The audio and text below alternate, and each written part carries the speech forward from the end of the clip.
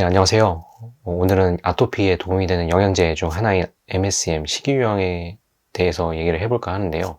혹시 한 번씩 드셔보신 적 있으실까요? 이게 몸에 맞는 사람들한테는 효과가 정말 크다라고 합니다.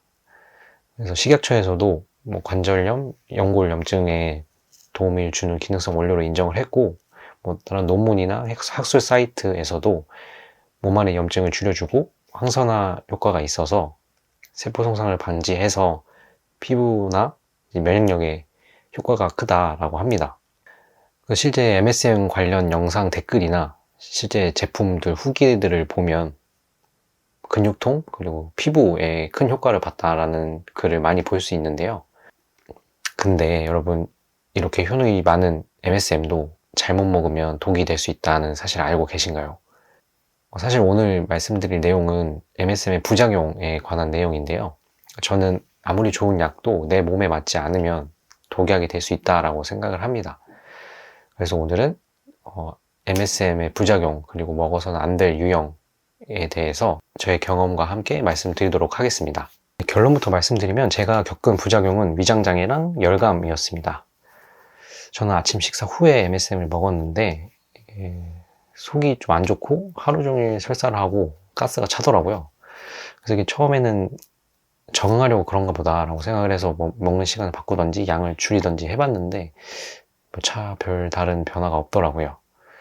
그리고 제가 그 당시에는 얼굴에 염증이 되게 심해서 열감이 많았는데 MSM을 먹어도 열감이 가라앉질 않더라고요. 솔직히 열감은 근데 MSM 때문이다 라고는 할 수 없을 것 같아요. 왜냐면은 애초에 염증이 심한 상태이기도 했었고 그 당시에는 일을 하고 있었어서 하루 종일 컴퓨터 앞에 앉아있는 환경이 좀 영향을 미쳤다고 생각을 합니다. 그치만 항염증 그리고 피부 개선의 효과는 보지 못했기 때문에 한번 말씀을 드리는 거고요.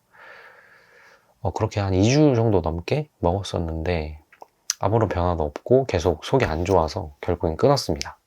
2주 가지고 되겠냐, 한 3-4달은 먹어야지 라고 하실 수도 있는데 그 당시에 제가 장 건강에 굉장히 예민했었어요.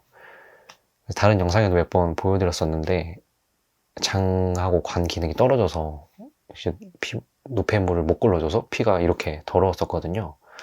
근데 그때 제가 이거에 되게 꽂혀 있었어서 계속 가스가 차고 설사를 하니까 이제 되게 불안해서 못 먹겠더라고요. 그래서 끊었습니다. 그래서 그렇게 좋다고 하는 MSM이 애토피 후기들도 보면 MSM이 좋다라는 후기들도 많았어서 이렇게 좋은 게 왜 나한테는 안 맞을까 너무 아쉬워서 좀 이유를 찾아봤는데요. 인터넷에 보니까 여러 논문도 나왔는데 MSM 복용자들이 가장 흔히 겪는 부작용이 위장장애라고 하더라고요. 복통, 설사, 가스 이런 위장 문제들이 가장 흔히 발생한다고 합니다. 네, 열감과 관련해서 논문에서는 관련된 사례는 드물지만 일부 복용자들로부터 이제 염증 반응이라든지 피부 발진 같은 면역 반응이 보게 된 사례가 있는데 이게 발열과 좀 비슷한 증상으로 여겨질 수 있다고 해요.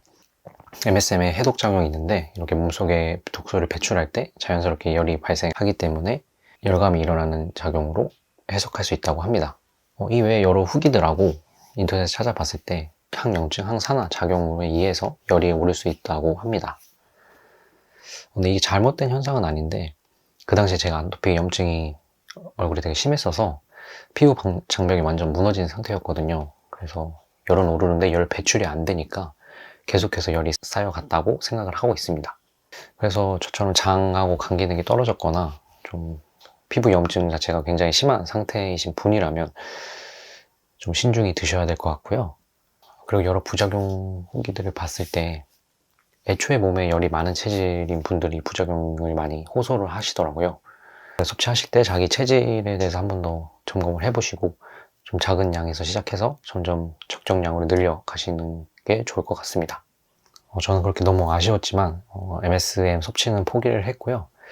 그 대신 좀 유황 온천에 가듯이 유황 크림이랑 비누를 사서 좀 씻고 바를 때 피부에 직접 닿게 해서 유황 효과를 좀 느낄 수 있게 대체를 해서 지금까지 살고 있습니다. 그래서 유황 크림을 비롯한 제가 쓰고 있는 화장품이나 제 몸에 잘 맞았던 아토피 영양제들을 궁금하신 분이 계시면 아래 두 영상을 참고 부탁드리겠습니다. 그대로 요즘 날씨가 정말 시원해지고 있는데 요즘처럼 날씨가 확 바뀌는 환절기에 아토피가 악화되는 경우가 많은데요. 저도 아토피가 나은 상태로 좀 지나가는 첫 번째 환절기거든요. 그래서 날씨가 너무 좋아지다 보니까 뭐 야장 가서 술도 먹고 싶고 뭐 한강 가서 라면, 치킨, 뭐 피자 이런 것도 점점 더 먹고 싶어지는데요.